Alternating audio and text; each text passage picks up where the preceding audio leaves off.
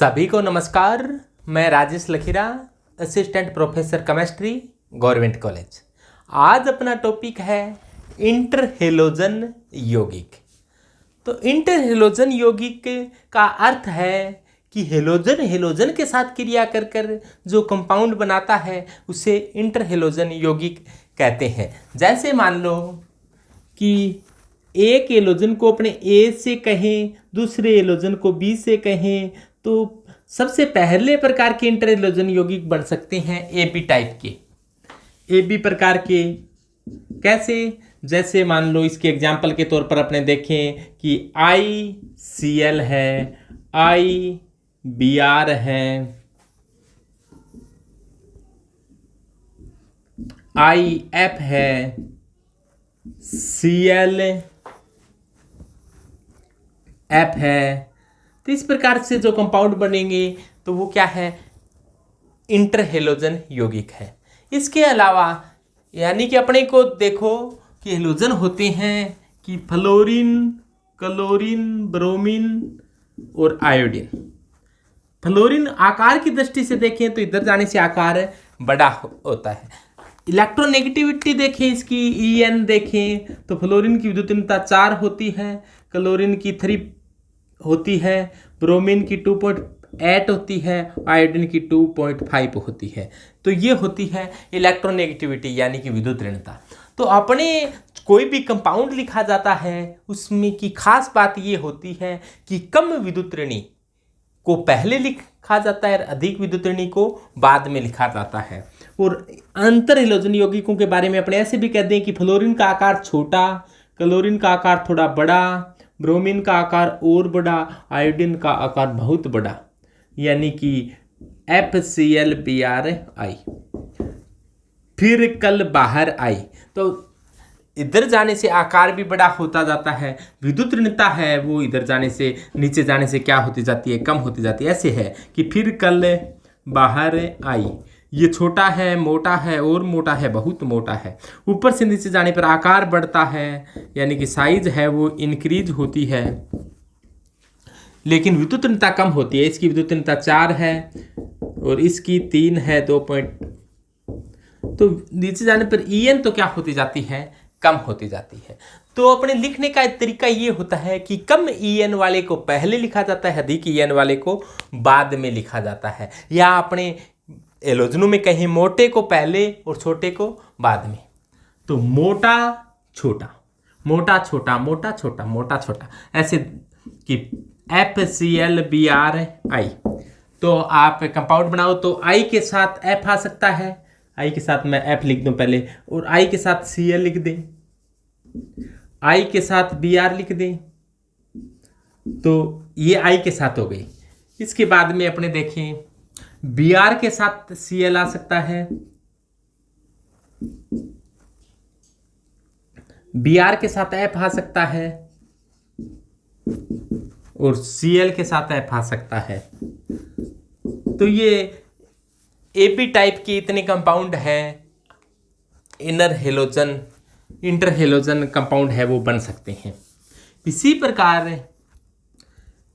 और भी inter halogen यौगिक हो सकते हैं, जैसे AB3, AB5, AB7।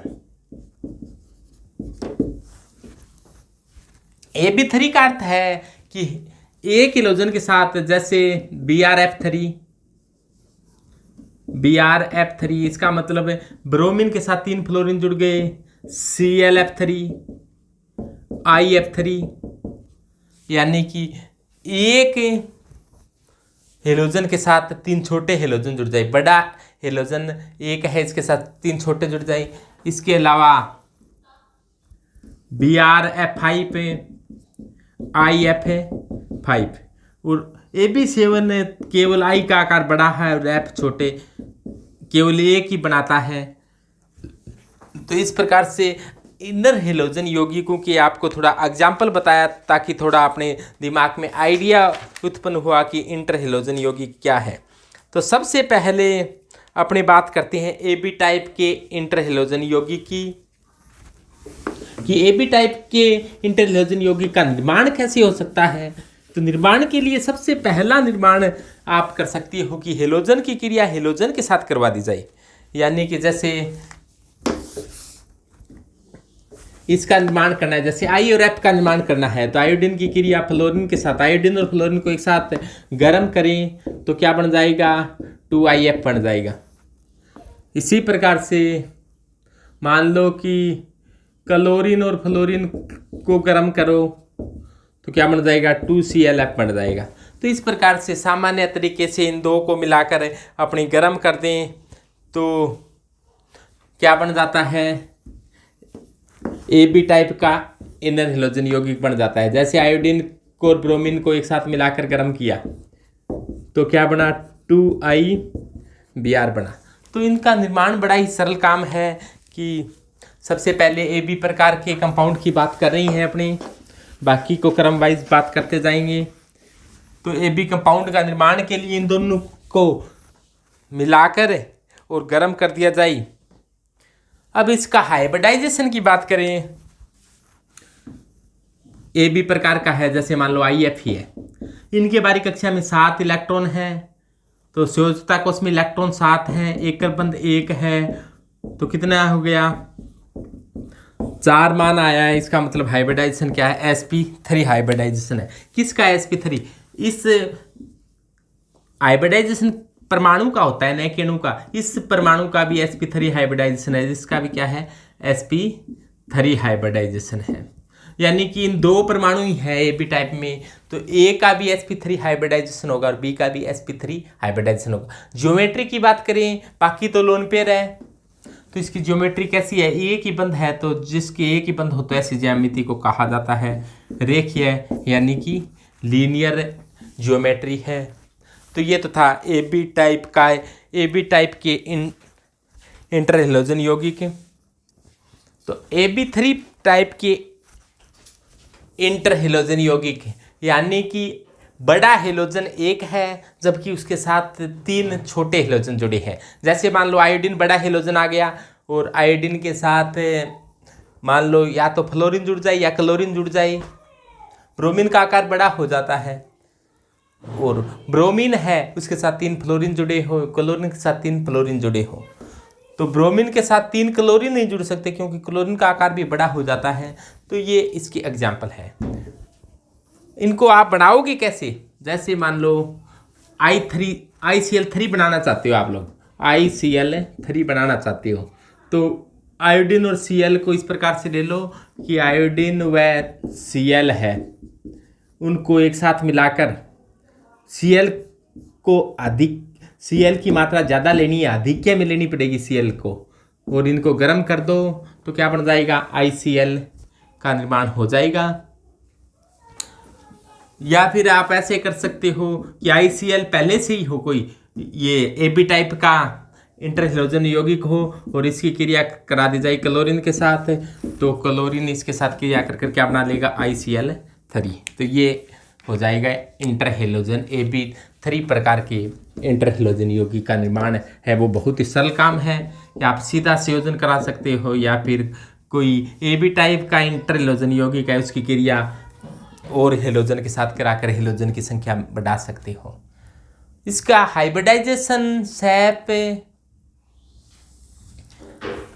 तो आप जानते हो कि BRF3 है, ICl3, इन सभी की जो सैप होती है वो T सैप होती है।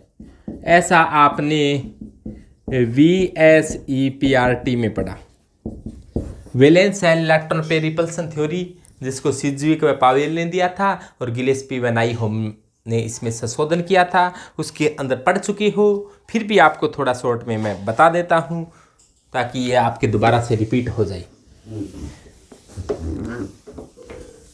तो अपने बात करते हैं BRF3 की। सबसे पहले तो इसमें हाइब्रिडाइजेशन यानी कि संकरण ज्ञात करने का एक आपको सूत्र बताया गया था, बहुत ही सरल, कि संयोजकता कोष में इलेक्ट्रॉन कितने हैं, संयोजकता कोष में इलेक्ट्रॉन कितने हैं प्लस एकल बंध कितने हैं, और यदि चार्ज है तो ऋणावेश को तो जोड़ दो ऋणावेश को तो जोड़ दो और धनावेश को क्या कर दो, घटा दो और 2 का भाग दे दो।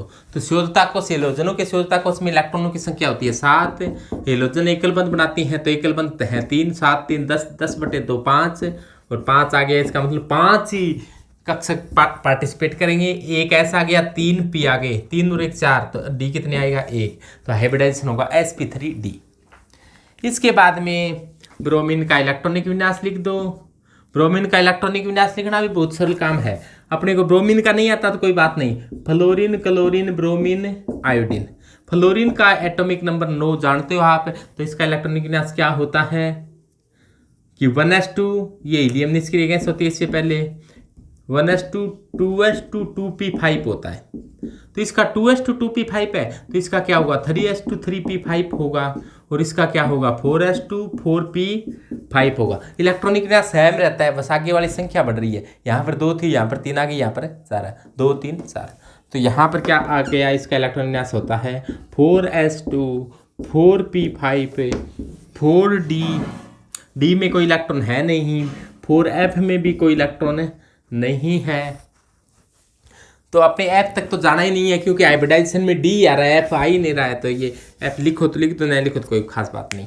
4s में कितने इलेक्ट्रॉन है, 2 इलेक्ट्रॉन है, इस प्रकार से दर्शा दो। 4p में कितने इलेक्ट्रॉन है, 5 इलेक्ट्रॉन है, 1 2 3 4 5। 4d में कितने इलेक्ट्रॉन है, 4d में अभी तक कोई इलेक्ट्रॉन नहीं है, 4d खाली पड़ा है। तो ये बात तो ग्राउंड स्टेज की बात है, यानी कि सामान्य अवस्था की बात है, सामान्य अवस्था की बात है, ग्राउंड स्टेज की बात है। एक्साइटेड स्टेज में क्या होगा, इलेक्ट्रॉन को जब ऊर्जा मिलती है तो वो छलांग लगाकर ऊंची कक्षाओं में चला जाता है। जैसे इसको ऊर्जा मिल जाए तो ये छलांग लगाकर यहाँ आ जाएगा। यहाँ आने के बाद में क्या घटना घटित होगी, 4s में अब कितने बचे हैं इलेक्ट्रॉन, 2 हैं। 4p में कितने हैं, 4p के अंदर अब रह गई हैं यहाँ पर 2 और 4d में आ गया है 1 इलेक्ट्रॉन, 4d में भी आ गया है।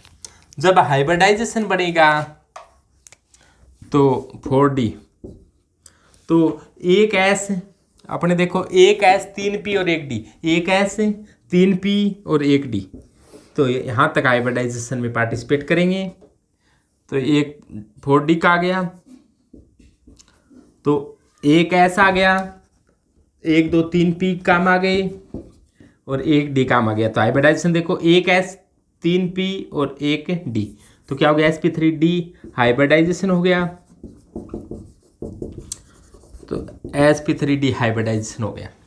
अब इसके साथ जुड़ने वाले फ्लोरीन कितने हैं, BrF3 की बात करें अपने, BrF3 में फ्लोरीन जुड़ने वाले 3 हैं। तो फ्लोरीन आता है, सहसंयोजक बंध बनाता है और यहाँ पर क्या हो जाता है, जुड़ जाता है। यानी कि 1 इलेक्ट्रॉन तो ये ब्रोमीन का हो गया, 1 इलेक्ट्रॉन फ्लोरीन का, आपस में क्या करते हैं, इलेक्ट्रॉन का साझा होता है और साझे से जो बंध बनता है वो कौन सा बंध होता है, सहसंयोजक। और ये इसने पार्टिसिपेट नहीं किया, इसने पार्टिसिपेट नहीं किया, जो बंध बनाने में पार्टिसिपेट नहीं करते हैं उन्हें लोन पेयर कहा जाता है। तो ये लोन पेयर शेष रह जाते हैं। तो ज्योमेट्री कैसी होनी चाहिए थी BrF3 की, तो Br बीच में बैठा है, एक F इधर बैठा, एक F इधर बैठा, एक F इधर बैठा, तो होना ऐसा चाहिए था। पहले त्रिकोणीय द्विपिरामिड ज्यामिति होनी चाहिए, लेकिन यहाँ पर त्रिकोण के अंदर 2 तो लोन पेयर आ गए, तो लोन पेयर का ज्यामिति निर्माण में योगदान होता नहीं, तो ये इस प्रकार की ज्यामिति बन जाती है। और ऐसी जियोमेट्री को क्या कहा जाता है, ये त्रिकोणीय द्विपिरामिड नहीं कह सकते क्योंकि लोन पेयर का ज्यामिति निर्माण में योगदान नहीं होता, तो ये इसका तो ज्यामिति निर्माण में योगदान है ही नहीं। तो कुल मिलाकर जियोमेट्री किस प्रकार की बनी है कि एक ब्रोमीन के ऊपर है, एक नीचे है और एक इस प्रकार से है। तो इसको आप ऐसे कर देखोगे तो ऐसे कैसे दिखाई दे रही है, ये टी शैप दिखाई दे रही है। तो इस ज्योमेट्री को कहेंगे अपने टी शैप, तो टी शैप ज्योमेट्री कहा जाता है। बॉन्ड एंगल होना चाहिए था ये 90 डिग्री का, लेकिन लोन पेयर तो इसको कहा जाता है LP लोन पेयर, और जिसने बंध बनाने में पार्टिसिपेट कर लिया उसको कहा जाता है बॉन्ड पेयर और लोन पेयर। तो ये यहाँ पर प्रतिकर्षण लगता है, ये बॉन्ड पेयर लोन पेयर होता है। तो bond lone pair lone pair lone pair bond pair lone pair bond pair bond pair bond pair, इस प्रकार से कई प्रतिकर्षण बल लगते हैं। तो इन प्रतिकर्षण बलों की प्रबलता का घटता क्रम भी ये होता है कि LP प्रतिकर्षण होता है वो सबसे बड़ा होता है, LP BP होता है वो थोड़ा छोटा होता है, और BP क्या होता है, सबसे छोटा होता है प्रतिकर्षण। तो यहाँ पर प्रतिकर्षण ज़्यादा है और यहाँ पर प्रतिकर्षण कम हो गया है, यहाँ पर प्रतिकर्षण कम हो गया। ये प्रतिकर्षण ज़्यादा है तो इनके बीच से ये थोड़ी इनके बीच की दूरी बढ़ जाएगी, ये इनको ज़्यादा धक्के देंगे तो ये क्या हो जाएगा, होना ऐसा चाहिए था लेकिन इसको इधर से धक्का आ रही है तो ये थोड़ा सा इधर हो जाता है, ये थोड़ा इधर हो जाता है। होना चाहिए था 90 डिग्री का, लेकिन 90 डिग्री का नहीं है, 90 डिग्री से क्या हो गया, कम हो गया। तो ये लेस देन 90 हो जाता है, 90 से कम हो जाता है, और इस ज्योमेट्री को कहा जाता है टी शेप। ऐसा आपने VSC PRT थ्योरी के अंदर बहुत ही विस्तार से पढ़ा था कि ये ज्यामिति है वो V शेप हो जाती है, ये 90 डिग्री का नहीं रह पाता, 90 डिग्री से थोड़ा सा कम हो गया, तो ये लगभग 89 मान लो, 89 डिग्री का हो गया। तो इस प्रकार से ये AB3 प्रकार के जो इंटरहेलोजन कंपाउंड होते हैं उनकी जो ज्योमेट्री होती है वो टी शेप होती है। इसी प्रकार AB5 और